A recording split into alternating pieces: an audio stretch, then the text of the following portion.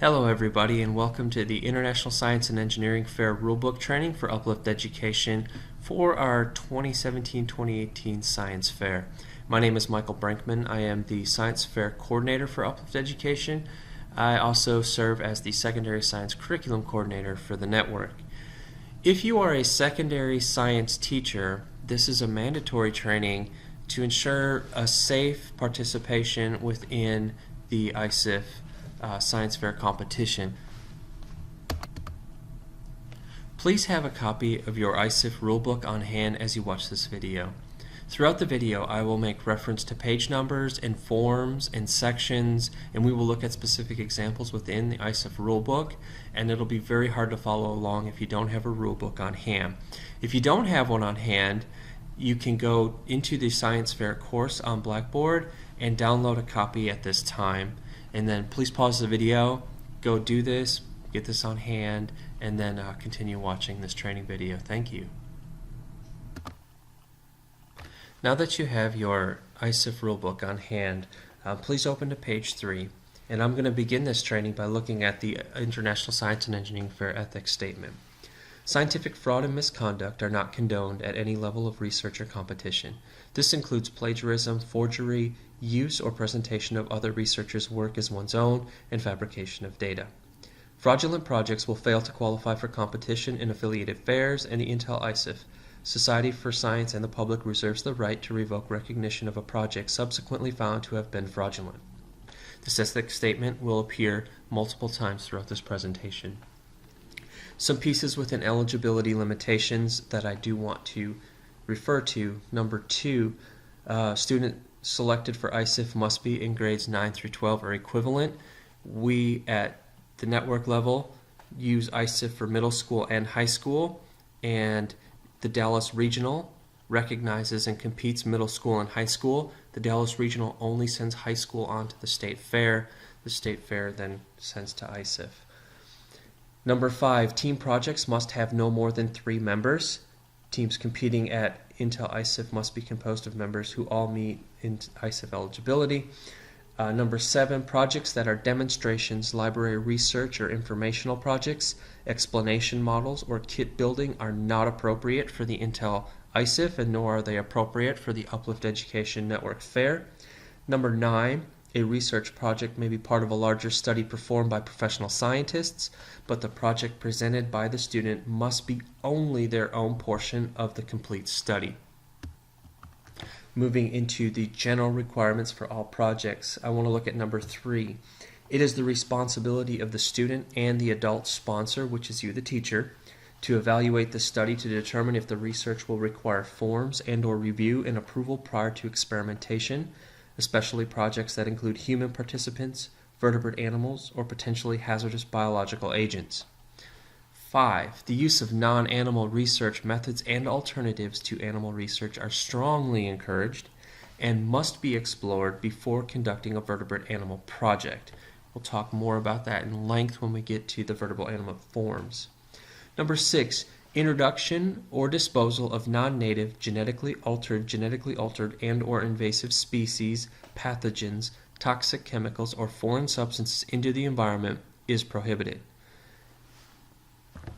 I would encourage all of you at this time to pause the video and take a moment and read through all of pages 3, 4, and 5. The next section in the ISEF rulebook is approval and documentation, and this section really gives an overview of all of the forms that are involved in the International Science and Engineering Fair. I want to specifically look at a couple of pieces in here. 1, before experimentation begins, a local or regional institutional review board or scientific review committee associated with the Intel ISEF affiliated fair must review and approve most projects involving human participants, vertebrate animals, potentially hazardous biological agents. Note, if a project involves the testing of a student-designed invention, prototype, or concept by a human, an IRB review and approval may be required prior to experimentation. The next bullets really talk about the different forms when they're required a little bit. I want to flip to page 4, number 8. After experimentation, Each student or team must submit a maximum 250-word, one-page abstract which summarizes the current year's work. The abstract must describe research conducted by the student, not by the supervising adults.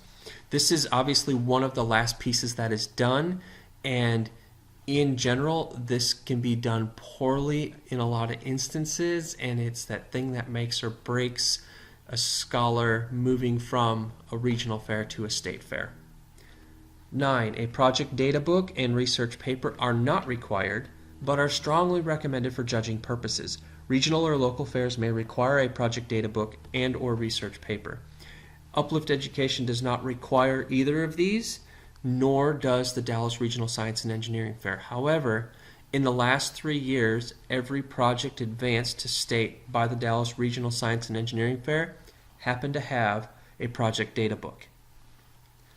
All signed forms, certifications, and permits must be available for review by all regional, state, national, and international affiliated science fairs in which the scholars participate. This review must occur after experimentation and before competition. We have a network-level scientific review committee. I am making it available, if you've watched the Scienteer video, for campuses to use for their campus fair as well, if necessary. However, all finalized projects that are submitted as winners to our network level fair will go through a pre-approval process with my SRC before we have our competition, and that's talked about in more detail in the Scienteer training video, and that is to comply with this rule. The next two sections on page 4, continuation, research, progression of projects, and team projects, are special cases. And if you have somebody who's proposing to do a continuational study from last year, or you have groups of scholars working together, then you will need to read through these sections and be familiar with the rules that apply to all of those projects. I want to move to the roles and responsibilities of students and adults. The student researcher is simply how ISEF refers to the scholar and all of their documentation. They will call them the student researcher. The ethics statement is given again in bold at the top of page 5, and you will see in the forms that the scholar fills out that ethics statement will appear once again. The adult sponsor is you, the teacher. The teacher is the adult sponsor. I want you to pause this video and take a moment to read through the responsibilities of the adult sponsor. They're here on the PowerPoint. They're also on page 5 in your ISEF rulebook.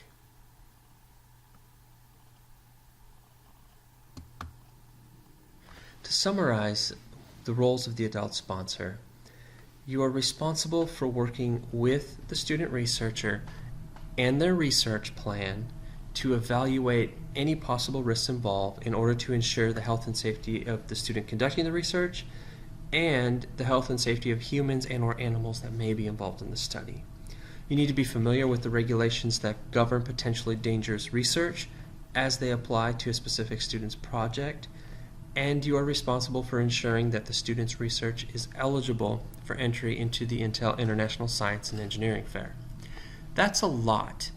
And what this presentation is going to do is walk you through the adult sponsor checklist form 1 and show you how you get to manage that and how this one particular form is the backbone of that which you should do to ensure that you are meeting all of these roles and responsibilities.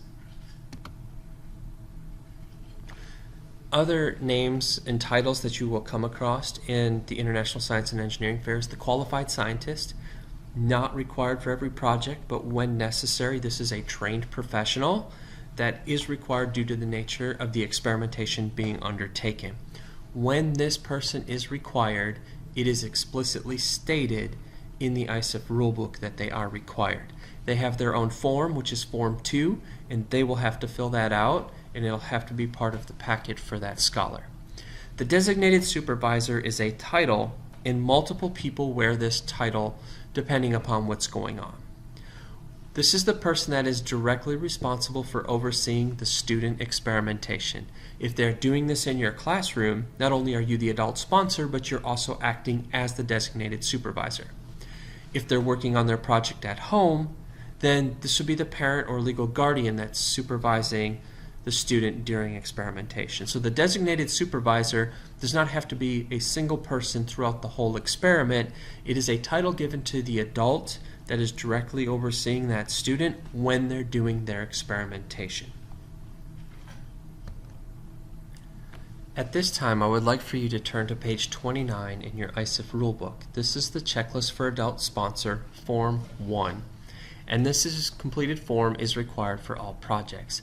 This is the form that is going to help you be a successful adult sponsor.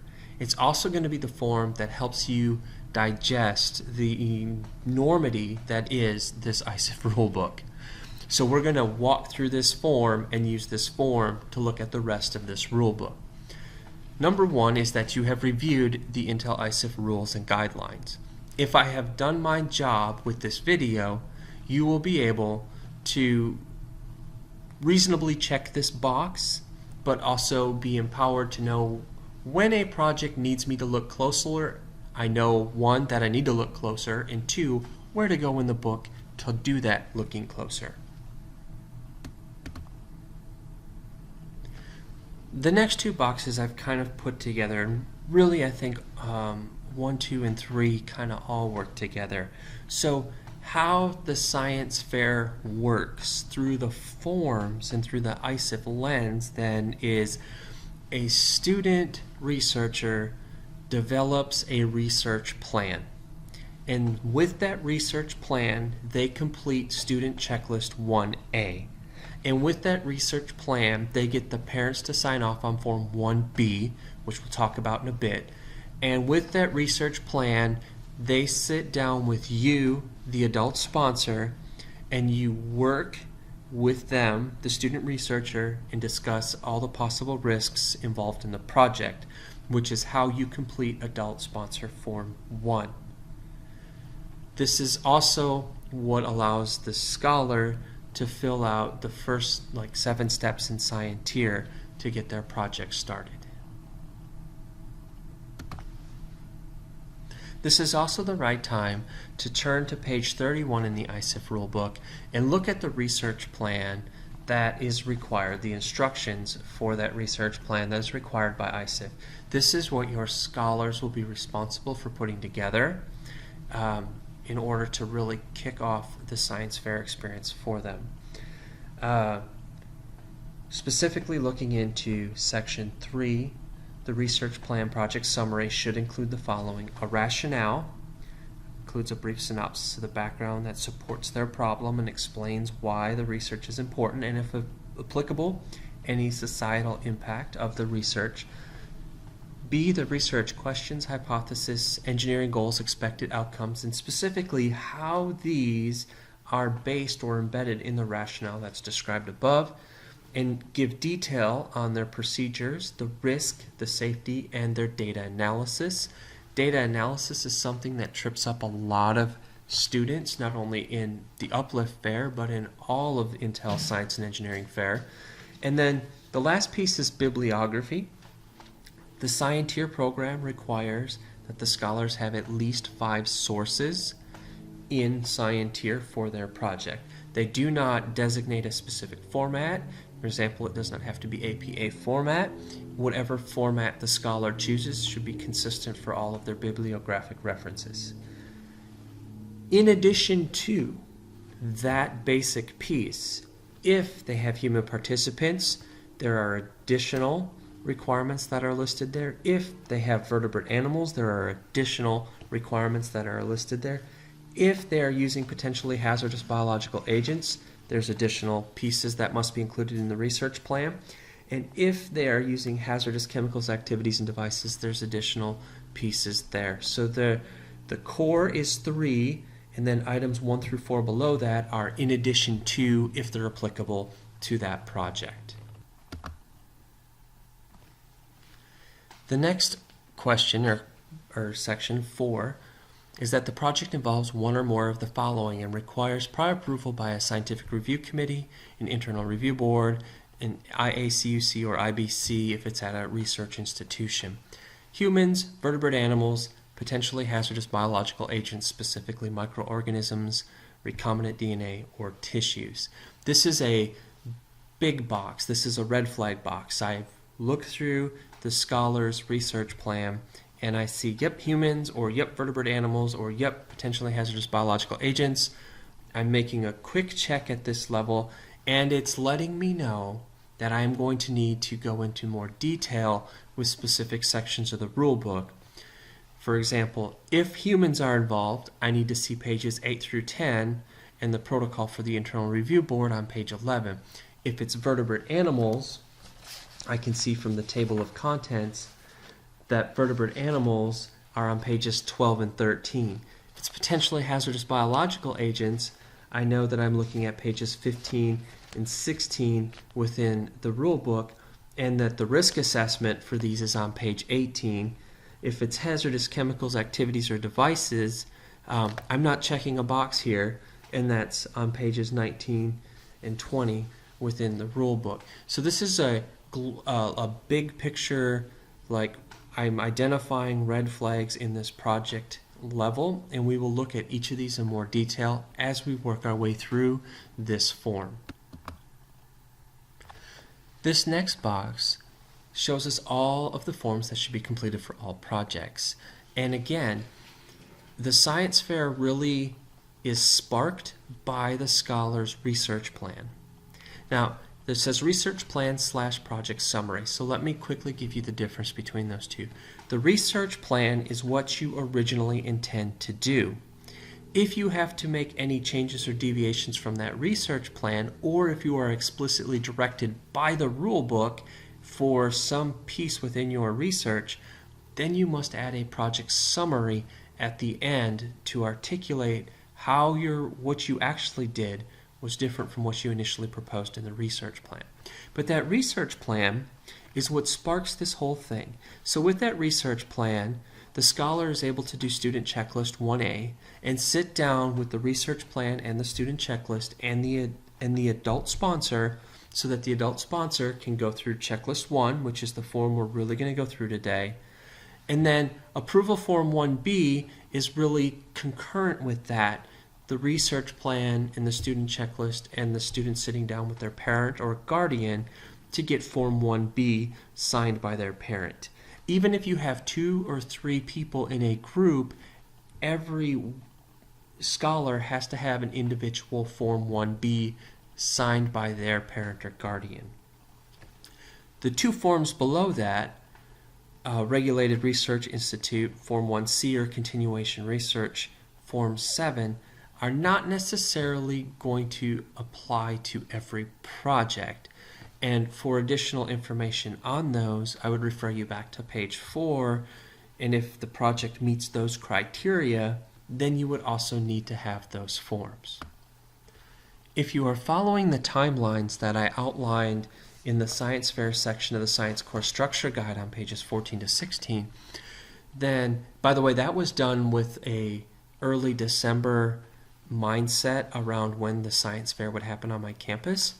Then you would really want the scholar to have their research plan completed by early October, so that you could have Form 1 adult sponsored checklist and parent signatures and everything done, and experimentation beginning by the middle of October, so that they could be done with plenty of time to do their experiment and meet the deadline of an early December science fair. Now we're going to jump down into what I call like the nitty-gritty of this form. So, additional forms required if the project includes the use of one or more of the following. Check all that apply. Let's start with humans, including student-designed inventions and prototypes. I'm going to move to pages 8 through 10 in the ISEF rulebook to talk about what do I need to have checked in this particular section on the adult sponsor form. So the first thing I want to look at are the exempt studies criteria. So there are 4 exempt studies criteria listed in the ISEF rulebook. I'm going to pause at this moment and give you an opportunity to read through those 4. If the project that you are reviewing meets one of those 4 exempt criteria, then they do not need to be pre-approved by an internal review board, and therefore you would not have to check box 4 up top because it does not require pre-approval, and you would not need any additional forms from this section on the adult sponsor checklist either. However, if the project does not meet any of these requirements, then this project will have to be referred to the campus IRB, and the campus IRB will utilize the protocol on page 11 of the ISEF rulebook to ensure compliance with all ISEF rules. Additionally, you as the teacher, as the adult sponsor, need to sit down with that scholar and this rulebook and look at the rules for human participation studies on pages 8 and 9 and ensure, 1, that it complies with the rules that are given, and that 2, to determine if a qualified scientist is required. If a qualified scientist is required, and it will explicitly stay in the rules, then Form 2 must be completed by that scientist prior to experimentation and prior to review by the internal review board. One of the strengths of, I think, looking at the ISEF rulebook is like everything I just said is kind of reiterated for you here when you move to human participants Form 4. So if it's not exempt, then you know you need a Form 4. And if you look at the top of Form 4, it's going to walk you through what you need to have in place. You don't have to have any of this really memorized. So completed by the student researcher in collaboration with you, the adult sponsor, or perhaps a designated scientist, qualified scientist or designated supervisor. I've submitted my research plan. I've attached any surveys or questions I'll be using. I have attached an informed consent if it's required. And if I'm working with a qualified scientist, I have a Form 2. So all of that is laid out at the top of Form 4. And then you can see that the IRB uses that top piece, the research plan and all that information, in addition to the protocols, to make all the determinations that come out of the bottom of that form. And again, that has to be done prior to experimentation beginning. So if the scholar is proposing a research plan that includes vertebrate animals, this checklist is going to help you make sure you've thought through all of the pieces for the safety and the ethics of a vertebrate animal study. So the rules governing the use of vertebrate animals are on pages 12 through 14 in the rule book, and these rules, of course, must be followed. All vertebrate animal studies must be referred to your local scientific review committee for pre-approval, and all vertebrate animal studies will require either a Form 5A or a Form 5B. The difference between these forms is that one refers to experiments that occur in the school, home, or in the field, while the second, 5B, refers specifically to experiments that occur within a regulated research institute. If you have a scholar that is proposing a project that does involve vertebrate animals, it's going to be really important that you refer to pages 12 through 14 in a collaborative manner with that scholar to determine if you are meeting all of the vertebrate animal rules prior to filling out Form 5A or 5B. Again, the forms help you be successful and be safe in this research project. So when you look at vertebrate animal Form 5A, and this form is found on page 38 in the ISEF rulebook, you can see that the top piece has to be completed by the student researcher. What is the common name or genus, species, and number of animals used? Describe completely the housing and husbandry to be provided. Include these very specific things. What's going to happen to the animals after the experimentation? If necessary, attach a copy of wildlife licenses or approval forms. And if the Intel ISEF vertebrate animal rules require that any death, illness, or unexpected weight loss be investigated and documented by a letter from the qualified scientist, designated supervisor, or a veterinarian. If applicable, attach this letter with this form when submitting your paperwork to the scientific review committee prior to the competition. So the top of this form really helps gather all the information that is going to be necessary for the SRC to make a determination on, first of all, whether that project should go forward in the first place, and then on the back side, if that project advances to the next level science fair, all of that information is together for that SRC to determine whether or not that project should safely continue to go forward in the competition.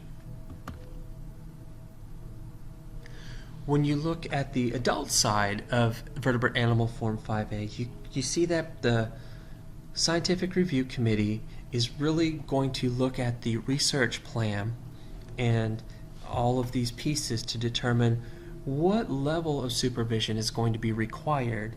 And then once that's determined and that's given, that information is given back to the scholar needs to then reach out to that level of supervision to find that individual and that will oversee their project with them. Some of you may have scholars who are doing vertebrate animal research and it's being conducted in a regulated research institute. For example, you may have some scholars perhaps doing studies that involve mice over at the UT Southwestern Medical Center in Dallas. In that case, they would need to have Vertebrate Animal Form 5B, which is specific to regulated research institutions. And you can see there's very minimal input from the scholar in this one, and that this form 5B, which is found on page 39, is ultimately filled out by the qualified scientist or principal investigator at the research institute where the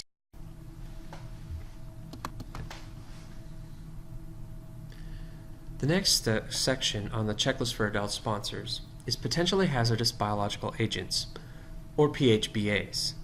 PHBAs include microorganisms, including bacteria, viruses, viroids, prions, rickettsia, fungi, and parasites, recombinant DNA technologies, or human or animal fresh frozen tissues, blood, or body fluids. If you see any of these in the research proposal of a scholar, you really have to start on page 15 of the ISEF rule book to determine what are your next steps. We're going to start by looking at the opening 3 paragraphs of this section. And in summary, the rules are designed to protect your students from serious harm.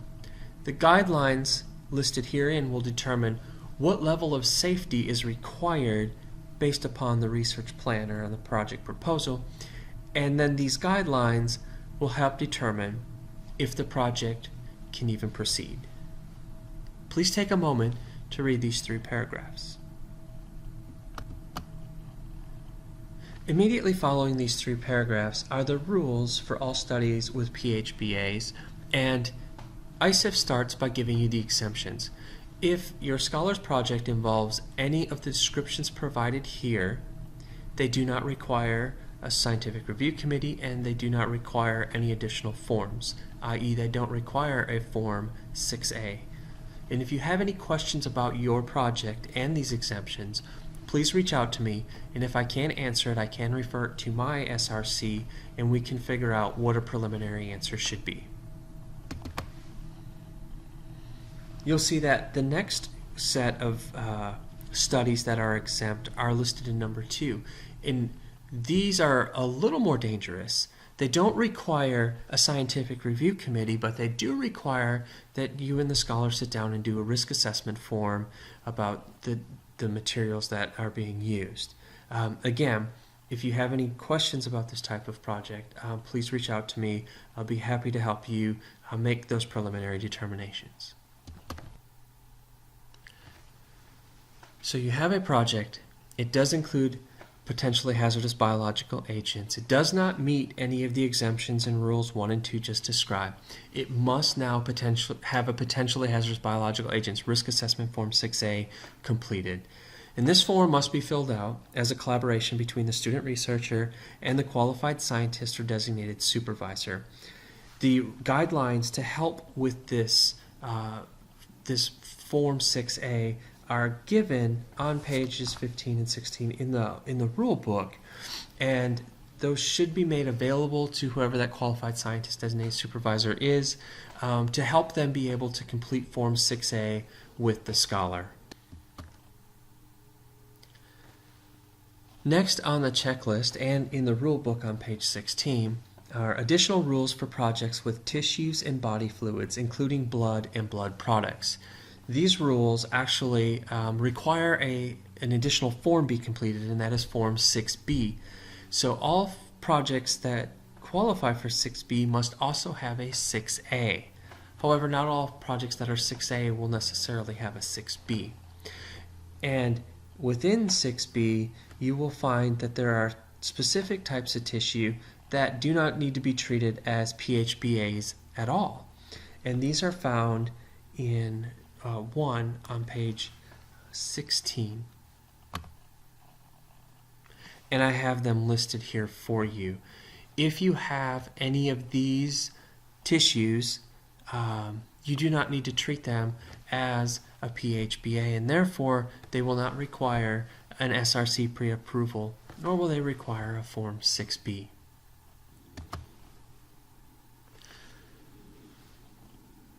One thing to note, the Form 6B is required for research involving fresh and frozen tissues, blood products, and body fluids.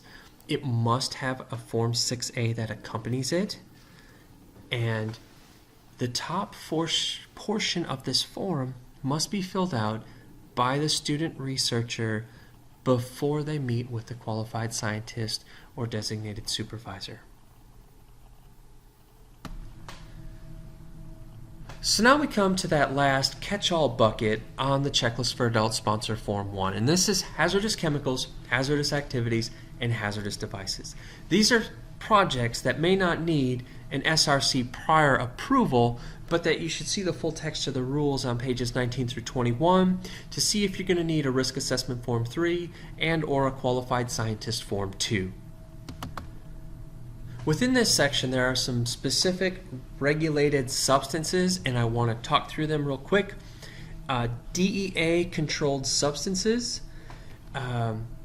If the scholar is working with a primary investigator at a regulated research institute under IUCAC and IBA rules of that institute, that would be the only case in which DEA-controlled substances could be used in an ISEF science fair project for me. Prescription drugs, same scenario. If they're working with a primary investigator in a regulated research institute, and the primary investigator is responsible for that, then that's a yes. Otherwise, that's a no. Alcohol and tobacco, I would be in the same boat. Absolutely not allowed on any of our campuses, but if that is part of their research in a regulated research institute under the control of a primary investigator, then I could see that being allowed. Firearms and explosives, I'm not giving consent to that, even if it is at a regulated research institute. Drones, I could be talked into drones as a research project on one of our campuses, so long as it was meeting all of the FAA requirements. So, also within this catch-all bucket are hazardous chemicals, hazardous devices. So on page 20 is some guidance for risk assessment around hazardous chemicals and hazardous devices. And I would ask that as you talk through a project with the scholar, that you be familiar with this section.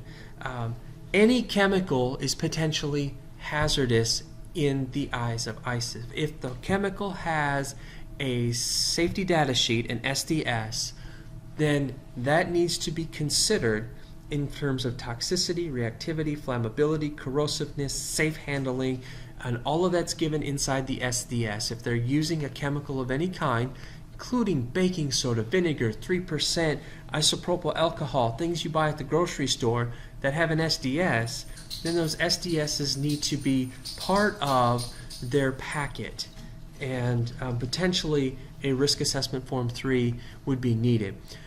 Hazardous activities, this is very subjective. For example, a 7th grade student building something with power tools in their garage at home, they may require a risk assessment. But an 11th grade student doing the same thing, and you have knowledge of their proficiency with such tools, you might not need a risk assessment on that as a hazardous activity. So be familiar with this section as you review the Scholar Research Proposals. This, again, is the catch-all. This is we don't have any PHBAs, we don't have any vertebrate animals, we don't have any human participant studies, but do we have anything dangerous going on? And this is kind of that last check for safety, and that's why it is the bottom part of the checklist for the adult sponsor, Form 1. And so my final thoughts is that I believe that this rule book really is understood in the manner of, really reading pages 3 through 5, stopping at the review committees, unless you're the science fair coordinator, and then really reading pages 3 through 6 so you have an understanding of how the committees work as well. And then going to the research plan project summary on page 31 of the ISEF handbook and understanding what's required of the scholar in order to build a research plan, which really kicks off the whole science fair process, and then you're able to really digest the rest of the rule book, working through the checklist for the adult sponsor, which is you, the teacher, much as I have done in this presentation. You are not expected to have this rule book memorized, but you are expected to be familiar with it and refer to it first anytime you have a question. If you have a question, you look at the rules, you still can't figure it out, reach out to your campus science fair coordinator. If you're still needing help, reach out to me, and if I can't answer it, I'll reach out to the Dallas Regional Fair, and they've said if they can't answer it, they'll reach out directly to the International Science Fair, and they will document the answer they get back, and they will share it back with you. And like I said, that documentation from the International Fair could then end up as an attachment within your scholar's science fair project. Thank you so much for your time. I know this is a lot of information. Hopefully I've given you a process and I've empowered you with regards to the rules and the processes of this Science and Engineering Fair. Again, my name is Michael Brinkman. I am the Uplift Science Fair Coordinator. There's my email address. Please reach out to me with any questions you might have, and have a fantastic day.